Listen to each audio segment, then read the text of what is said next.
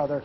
One fireman said that he was buried underneath all the dirt and debris, had to dig himself out, but still didn't know what had happened to his 6 partners who had gone into the building and near the building. George, can I just interrupt you for a sec? I'll come right back to you. But Ann Compton, who's been with the president all day, is on the phone from Nebraska, and we don't want to lose her if we can have her. Annie, can you hear me?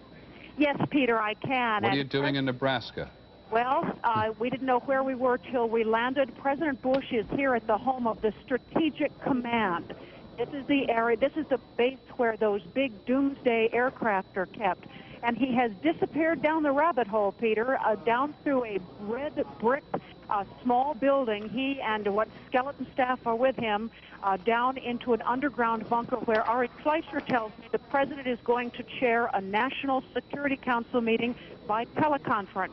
We're also told that the president has been on the phone several times with the vice president, who is able to work out of a command center at the White House itself in one of the secure areas below in the White House. Annie, your description of the president going down the rabbit hole, going into a very secure compound bunker in Nebraska at Offutt Air Force Base suggests that people in his entourage believe there has been a threat today, or a potential threat, to the highest political leadership in the country. Is that correct?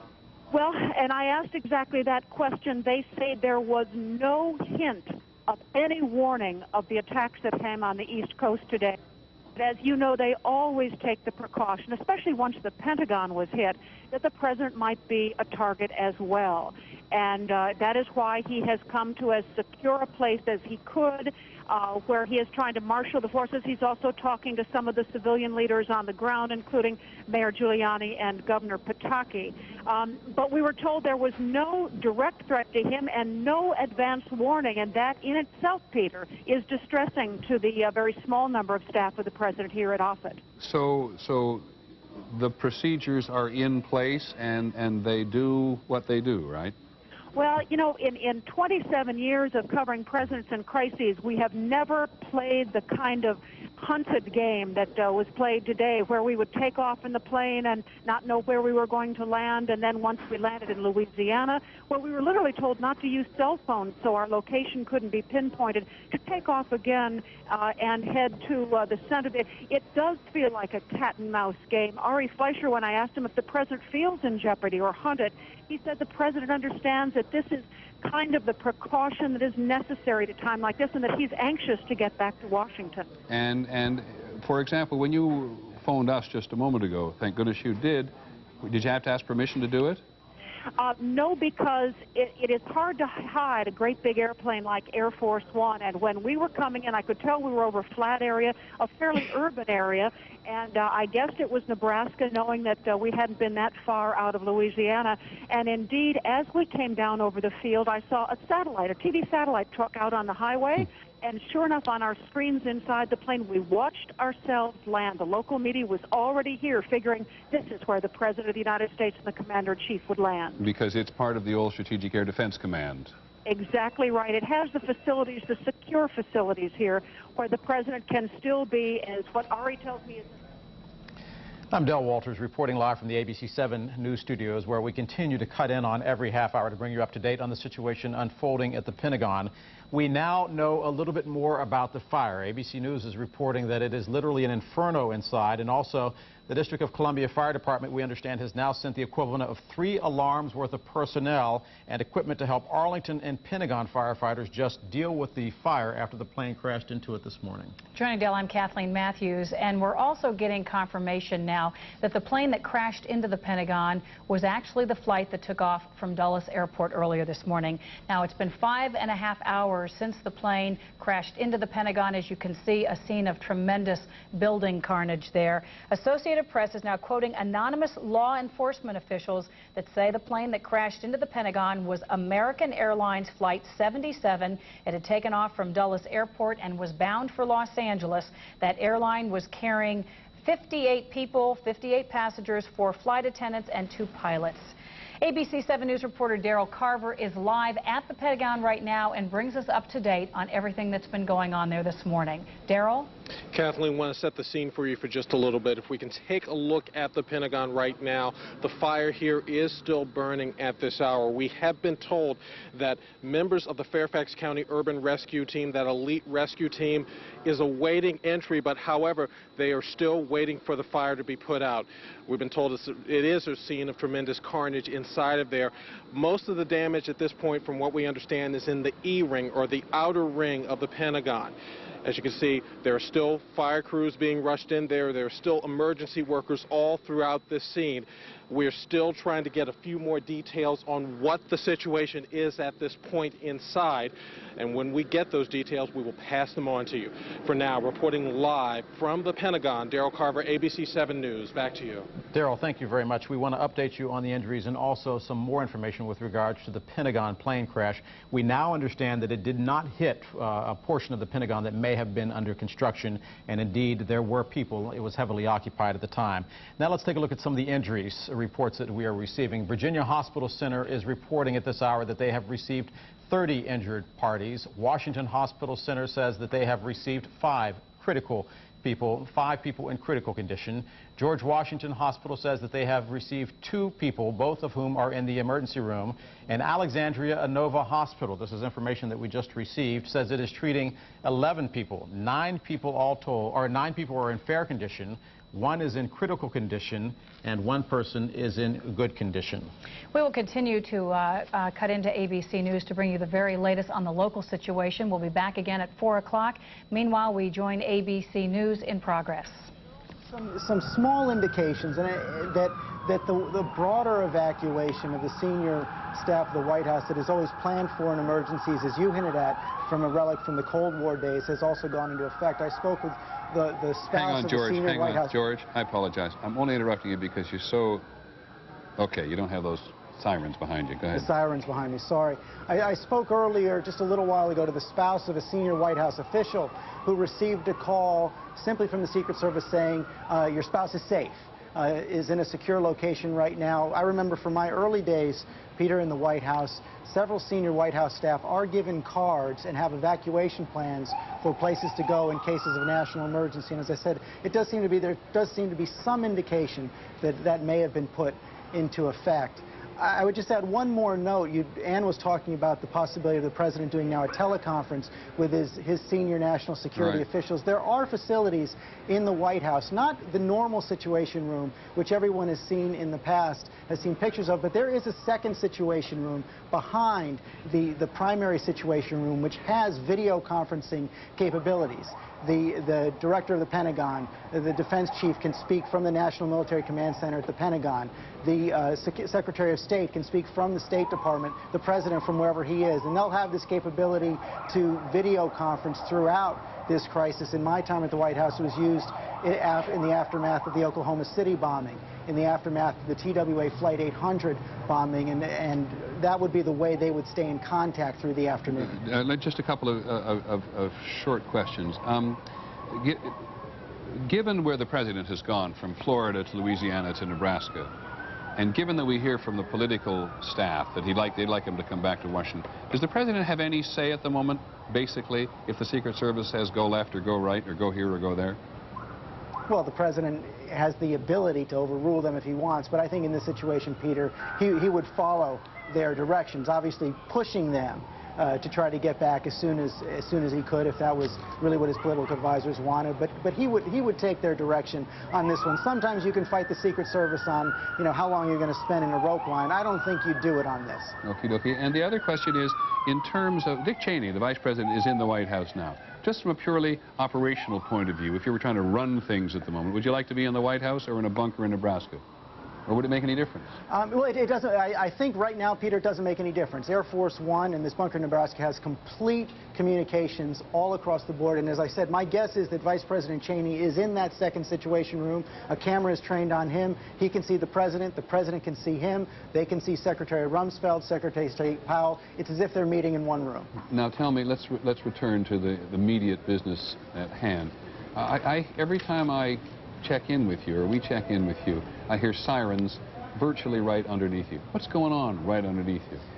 Well, right underneath, I'm at Canal Street and the Avenue of Americas, which is about 20 blocks away from the World Trade Center there. Every once in a while, right outside my window right now, there are about 4 police vans and a police car. But the police seem to just be stationing there, almost resting right now. The area right around us is quite quiet. About an hour ago, 2 hours ago, there were hordes of people walking uptown. That's pretty much stopped. Now, Peter, I got to tell you, it's very strange. You look down on the sidewalk, and you just have people strolling in their summer clothes up in this neighborhood right here. But again, from what we've heard of that situation down by the World Trade Center, it's horrific. It's kind of eerily silent. The firemen are relieving each other every 15 minutes or so. They come out, they get showered down with fire hoses to get all the soot off, and then they go right back in and get to work. And just remind me one more time, George, the layman's notion of a bunker is one thing out in Nebraska, and I assume the White House has another notion of bunker. What does it mean down the rabbit hole into the bunker? Well, in the bunker would just be certainly underground, a secure situation room, but the important point, Peter, is that wherever that bunker is, and it's reinforced by guards and concrete and all that, the president is in full communication with his entire national security team, and he can direct them at a moment's notice. And I think the big question that they're going to have to address now as they gather the facts, as they try and figure out who's responsible for this, even though they want to get the president back to Washington as soon as possible, and I'm sure they'll do that, they won't want him to go before the country again until he has more to say, and probably until he can say what actions he's going to take in response to this. Okay, thanks, George Stephanopoulos, who, as he pointed out, was somewhat isolated from the violence there, because as close as they'll let you broadcast at this point, but you can still see the smoke coming up. It's felt all over the country. A number of newspapers around the country are now putting out special editions of the day. I remember when the Challenger exploded, we were on television for many, many, many hours, and which does, to some extent, isolate you from what is happening. You become a conveyor belt for information. Going back to the hotel and realizing that the New York Times and the Washington Post had then put out 30-some-odd page editions in terms of the Challenger disaster, John, and it just reminds you that you can be isolated from something that is so overwhelming. And George Stephanopoulos acknowledges he is not as close to the violence and tragedy. Like ABC's Bill Blakemore is somewhat closer. Bill, can you hear me? Bill Blakemore? Okay, we'll come back to Bill Blakemore. But Bill Blakemore has, we want to be as close as we can and not get in anybody's way. And I was pointing out that newspapers across the country publishing these special editions. There's not been a special edition of this magnitude probably since the Challenger disaster. Before that, Neil Armstrong walking on the moon, or in some cases, newspapers are putting out the first major special edition they've done since John F. Kennedy was assassinated. Many of the papers will clearly use terror in their banner headlines. Certainly the Milwaukee Journal-Sentinel was one that did that with a subheading saying, "Attacks Rip Trade Center, Pentagon, America's soul." And I think a great many people in the country feel that is precisely what has happened today, that the trade towers, as we've said many times, these absolute symbols of the United States in so many ways, right there on the edge of Manhattan, first city in the New World, the great advertisement to the rest of the world of commerce and success and upward mobility and all that stuff, and those two trade towers are simply no longer there. And then the attack on the Pentagon, at the very heart of the establishment, the military government establishment today, and the deep psychological damage this, or wound, if not long-term damage, this is going to do to the country.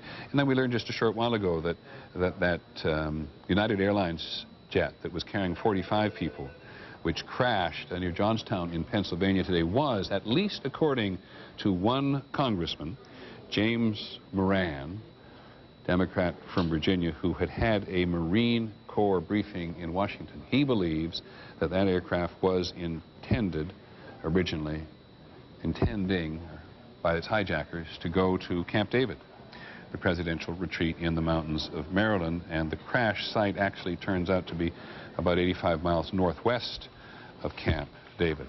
So no one should be surprised, perhaps no one is, at the ripple effect at every level of government, not to mention in everybody's soul today, from this initial attack on the trade towers.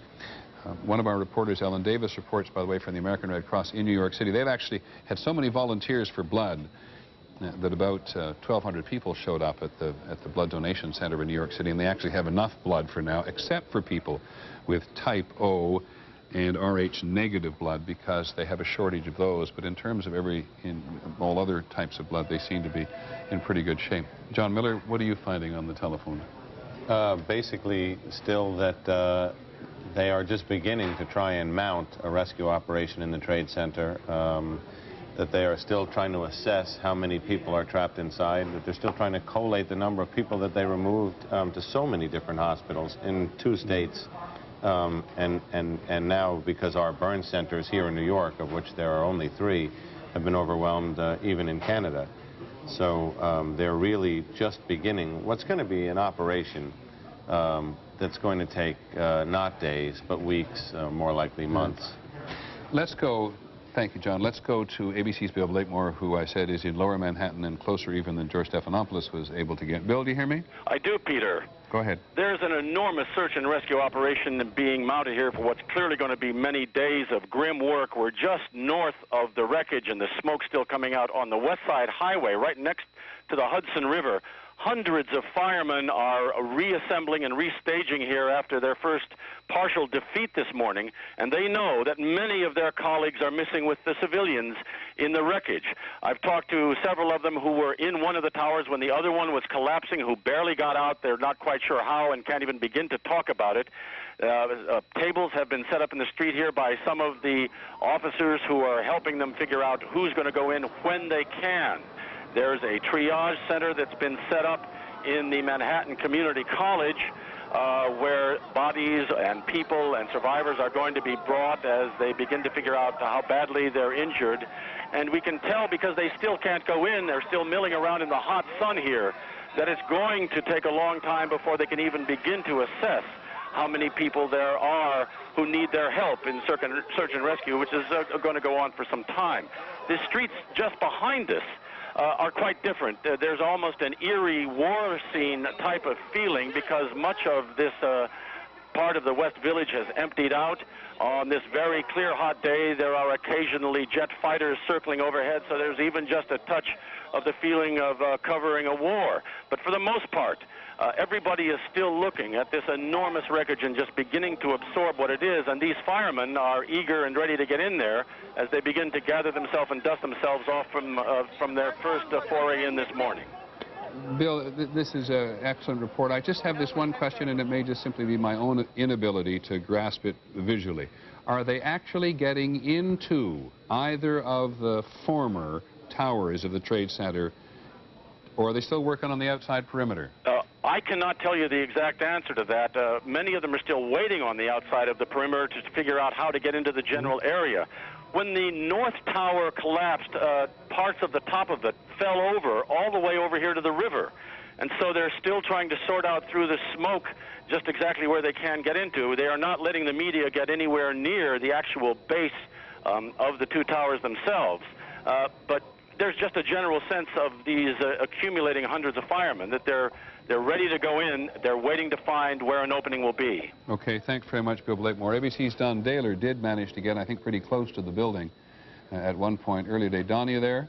Yes, Peter, I'm here. I'm just back to about 4 blocks away, but I escorted a federal agent through up to the side of the World Trade Center itself, and can tell you it is probably the most horrible thing I've ever seen in my life. There is total devastation, but beyond that, there's no non-gruesome way to describe this, but there are bodies and body parts on top of some buildings next to where the World Trade Center stood in the streets. There is still a number of fires going on in buildings surrounding it, including the Marriott building appears to be on fire. There's a building directly behind the federal office building. I can't identify which building it is, but it's a taller building. The police and the firemen are getting away from that area, but they're afraid that that building will collapse as well. There have been a couple building collapses, or portions of them collapsing from the flames. So there are some buildings that they are just letting burn to collapse because it's too dangerous for them to fight it right now. Don. Thanks very much, Don. And now here is the, we're going to go to a briefing now on behalf of the political wing of the President's. I'm sorry.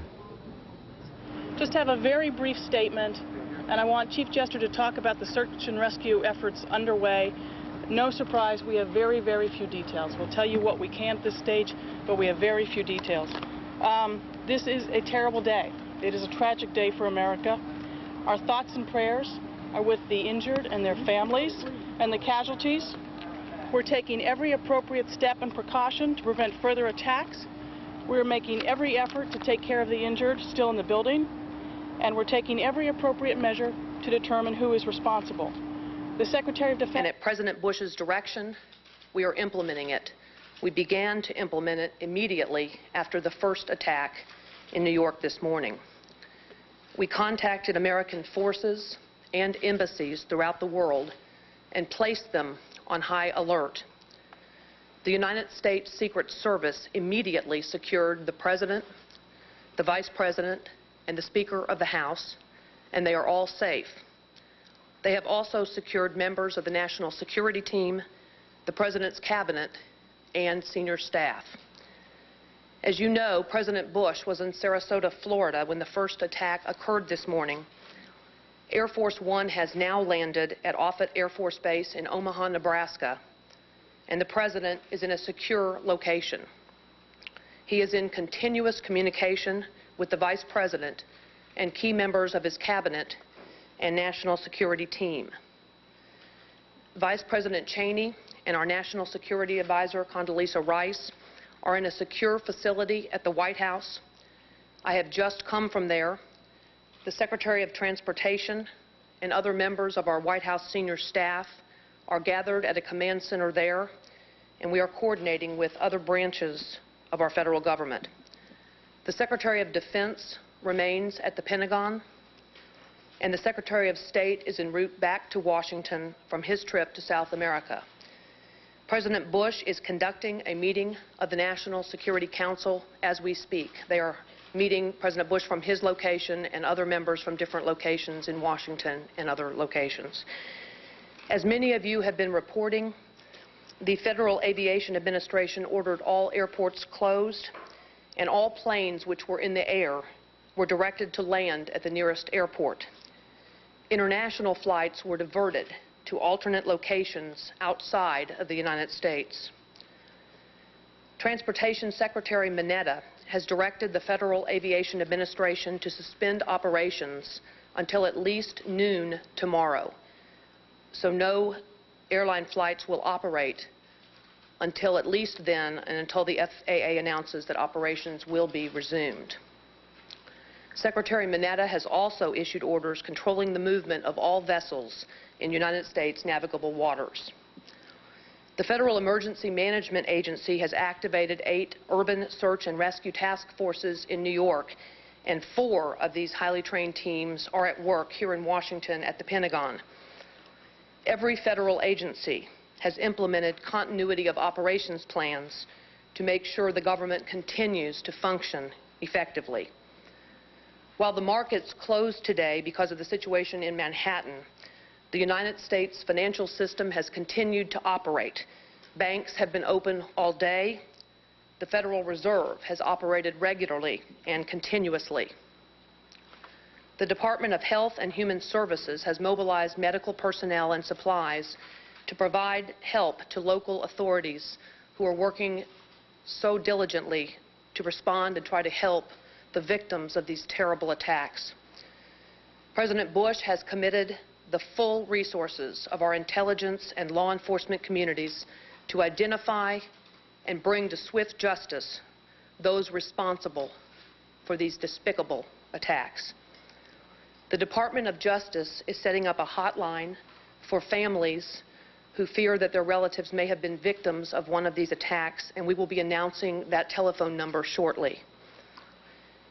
Our fellow citizens and our freedom came under attack today, and no one should doubt America's resolve. President Bush and all our country's leaders thank the many Americans who are helping with rescue and relief efforts. We ask our fellow Americans for your prayers for the victims, for their families, for the rescue workers, and for our country. Thank you all very much, and we will continue to update you as information is available and confirmed. Karen, how long will the President stay in Nebraska? Return to the White House? Will he go to back to Washington, Karen? Will he address the nation? If the Vice President can stay in Washington, why can't the President do that?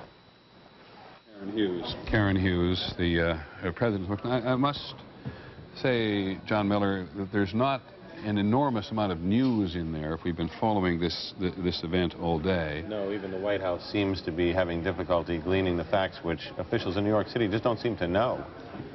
Yeah. In terms of level of casualties, number of people killed. And it's enormous. We're going to go to our White House correspondent, Claire Shipman, one of our White House correspondents, Claire Shipman, at the moment to see what's going on. But I'm very deeply sympathetic with the difficulty it is to get down to street level, either at the Pentagon or certainly in New York City, and understand the chaos and the tragedy that is appeared at ground level. Those of us sitting in newsrooms, bringing in, interpreting, analyzing information at a variety of levels are not doing a good enough job, because probably an impossible job to do, to try to have ourselves and you understand just what happened when that building fell in on each other. Listening to Bill Blakemore a short while ago and Don Daly, very helpful in terms of trying to understand it. But there is a delay in everything. There's a delay in government at the federal, state, and the national level. The airlines, of course, all across the country closed down. And it's true with news coverage as well, as best we can sense from here, that it's hard to get back from the immediate scene of this enough of a sort of texture to help us understand what enormous this is. Maybe you don't need it, maybe you already appreciate that, but that's our sense from here. But there's Karen Hughes making, the President has appeared, remember, twice. Claire Shipman, ready? Claire? Yes. Can you hear me? Okay. I can. Much better you than me bring us up to date on what's happening in the presidential establishment, both there and elsewhere. Well, let me tell you what we know so far. You obviously just heard a statement from Karen Hughes that seemed designed to try to express to the country that the government is still up and running. The political advisors that you've mentioned a couple of times would very much like to see the president get back to Washington when it's safe, so that he can address the country. But in the meantime, they certainly want to give the impression that everything is under control, that the Vice President is at the White House, Condoleezza Rice is at the White House, the Federal Reserve is still operating, banks are open, HHS is mobilized, and I think that was the point she is trying to get across. We've been told that the President may be back as early as this evening. The AP was also reporting he's considering some sort of address to the nation this evening, but again, it may be that he will want to have something very specific to be able to tell the public before that happens. Colin Powell, we're told, is on his way back from Peru. It's not clear where he will head. At this moment, what has happened in terms of the Secret Service is that their plan has gone into effect for this sort of emergency. The first time, we're told, that a plan like this has been implemented in recent history, of course. But what it means is they have all of their protectees accounted for. They're satisfied with that now. Now we're told they're in level 2, where they're assessing the threat, and they will then decide things, for example, as to whether Colin Powell can go back and safely work at the State Department and whether the president can come back to Washington. In the meantime, as you probably know, there's been a state of emergency declared in the city of Washington and in the state of Virginia, allowing both of those places to be able to mobilize military and police forces as needed, Peter.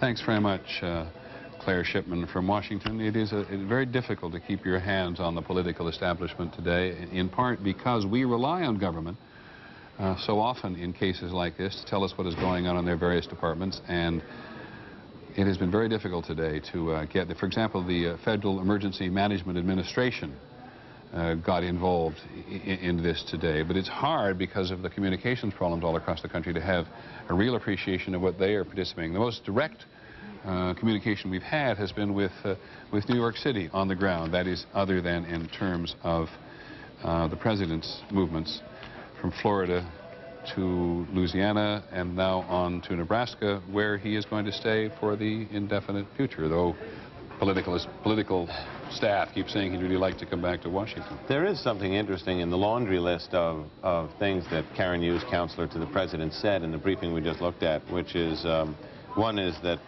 airspace will remain shut down under government control until noon tomorrow, and that the movements of ships around the coast will be regulated by the government. That suggests, I mean, we're talking about not a few hours, we're talking about halfway into the next day. That suggests that there's a real feeling in the intelligence community and in Washington that this may not be over, that they don't want to let go of the assets like air traffic, that they think could unleash even more attacks. I wonder, John, if there is a real feeling in the intelligence community that may not be over, or, God, we didn't know any of this was going on. Maybe there's something else there that we don't have the vaguest idea about. Precisely. I mean, it seems to be an abundance of caution and some degree of fear. Okay. Now, we're joined by ABC's Betsy Stark, who covers business and economics for us. You add to this extraordinary notion of how much the national life has been interrupted today by an act of, or two acts of terrorism anyway. Start first with what businesses were in the World Trade Center. We've talked to people before about the number of people in the Trade Center. Yeah. And what else has happened? Peter, it's astounding how much the Twin Towers are part of the life of the financial district. 10% of all the office space in Lower Manhattan is accounted for in those Twin Towers. 155 businesses, 50,000 workers, as you've said before, including some of the major financial firms. Morgan Stanley, the investment bank, has 50 floors in Tower 1. 50 floors, I believe, is right. 12.5% of the space in that tower occupied by Morgan Stanley. Several, the Port Authority of New York and New Jersey, which manage bridges and tunnels, the airports, the harbor, a major tenant, 9% of the space there. Several major insurance firms, Empire Blue Cross, Marsh & McLennan, and among the banks, Deutsche Bank, Bank of America, a couple of big trading firms, Credit Suisse, First Boston, and Oppenheimer Funds, which is a firm that manages several mutual funds. So lots of the big names on Wall Street were in those Twin Towers. And in the markets were closed today. The markets were closed. Stock markets throughout the country. Trading was halted in some of the foreign markets. We interrupt ABC News with this local 4 o'clock news update as you take a live look at the Pentagon 6 hours after what law enforcement sources say was a Boeing 757 American Airlines flight that crashed into this symbol of U.S. military might. You're looking... Sorry, Kathleen, that was a scene from earlier today. Nearly an hour ago, rescue personnel were still trying to get people out of the building. Flames were still coming out, and we understand that this has gone to a 3-alarm blaze and that fire officials from all over the Washington region have been called in to help fight the blaze.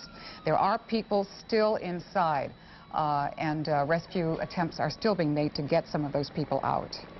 Now, patients have been taken to hospitals throughout the area. Not only has there been tremendous building carnage, but human cost as well. And we want to bring you up to date on where some of those folks have been taken. First of all, Virginia Hospital Center is reporting they've received 30 injured from the Pentagon. Washington Hospital Center, 5 critical injuries. George Washington Hospital, 2 are now in the emergency room. And Alexandria Inova Hospital reports that they have received 5 patients in fair condition, 1 in critical, 1 in good.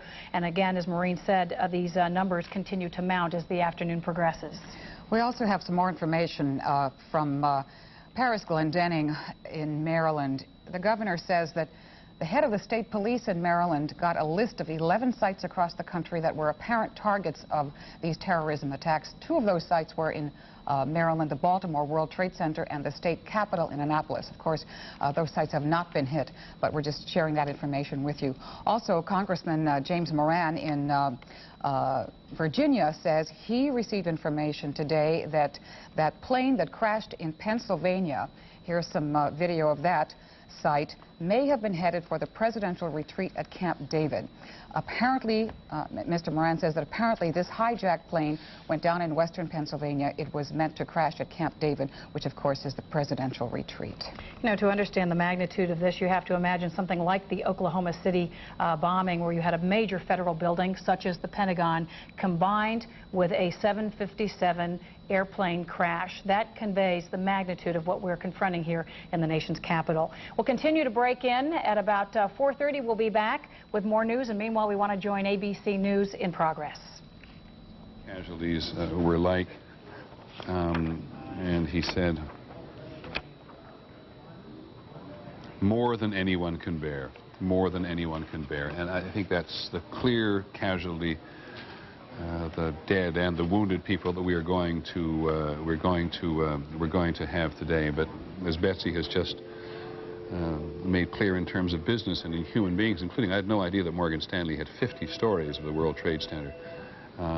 These statistics you see that we put up on television from time to time are just the sort of bare, cold background to life and death stories which have taken place today.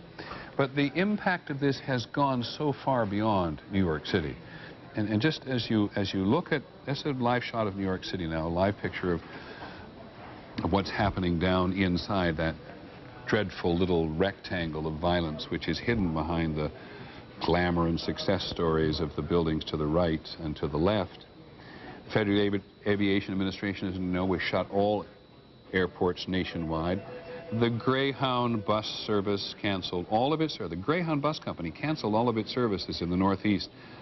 Amtrak, the railroad, temporarily suspended train service all along the Northeast corridor between Boston and Washington, and the U.S. section of the St. Lawrence Seaway, which is between northern New York State for the most part and Ontario, between the U.S. and the Canadian borders there, has been closed. The tunnels between Detroit and Windsor on the Canadian side of the Detroit River closed to car traffic, and security just went bang up several levels at all U.S. Canadian border crossings, in large measure because there has been a penetration across the U.S.-Canadian border before. One of the ones they caught when an alert agent, as we've said several times today, picked up a guy on his way what he thought to bomb the Seattle Space Needle. Turned out he was really interested in setting off a bomb inside Los Angeles International Airport.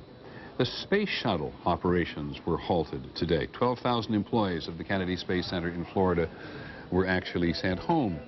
And at the Naval Weapons Station in Goose Creek, South Carolina, workers were evacuated and sent there. Again, evacuations and people being sent home from the very heart of the military establishment. Betsy Stark has just told us that all U.S. financial markets were closed. The United Nations building was evacuated here in New York City. General Motors in Detroit gave all 6,000 employees who work in the Renaissance Center, one of those centers built to try to rejuvenate downtown Detroit, were all told to go home today. And the Ford Motor Company closed its world headquarters in Dearborn in Michigan. The IRS in various places closed. The popular skyscrapers were closed and or evacuated in cities all across the country. I think you probably already heard us say, if you've been with us for much of the day, that the New York primary election was canceled here in New York, and Governor Pataki said they'll simply reschedule it when they get another handle on normal life in the days ahead. And tourist attractions, I have a list of tourist attractions. Knott's Berry Farm in California, the Museum of Tolerance in Los Angeles, and the Library Tower in Los Angeles, the Liberty Bell Independence Hall, the Space Needle, Walt Disney World, they all closed down today. What better way, even though it's just a list of things, or it is a list of things, and understanding that both at home and overseas, embassies overseas were evacuated, embassies were closed. Tony Blair, the British Prime Minister, forbid civilian aircraft from flying around London. So these two attacks on the Trade Tower and the one on the Pentagon and the possibility of an attack on Camp David, we now believe, in the aircraft that crashed not far from Johnstown in Pennsylvania, all just had this extraordinary impact all over the world because people feared something else was going to happen and may still fear that something else is going to happen. Just listen to some of what has happened today. I saw something hit the second tower, and when I saw that, it just was, everything rumbled, and I saw all this fire just shoot out in the sky, and stuff started just falling like it was raining, and I was by myself, and I just ran. I started seeing people they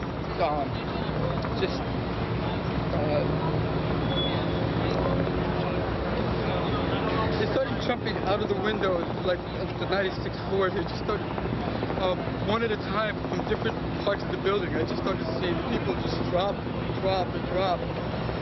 I saw a man walking up the block, and I asked him, was just covered in soot. And my first question was, did they get a lot of people out? And the look in his eye, he just shook his head. I mean, he was in a daze. We lost all visibility, and we assisted people getting out. It was very difficult to get out of the police desk area. And then I went back in, and we were carrying an injured person out, myself and about 4 firemen. And unfortunately, that's when the building 2 collapsed. I happened to dive underneath the ESU vehicle, and I'm not sure what happened to the firemen. The vehicle, I was trapped for about 15 minutes under the truck. It just rained building, okay, and I was buried alive for 15 minutes until I scrambled out.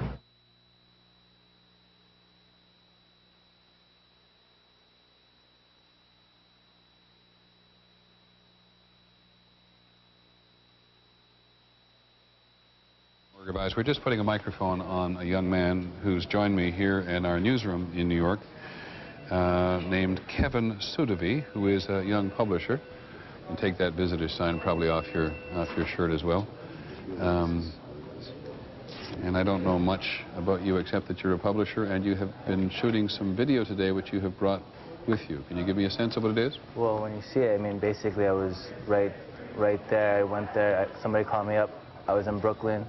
And my photographer last night shot it, and I wanted to see if she was, I tried to call her, but all the phones were jammed. So I went to Manhattan to see her, and then I went straight to the site, and they weren't letting me anybody in, but I had a motorcycle, so I went straight in.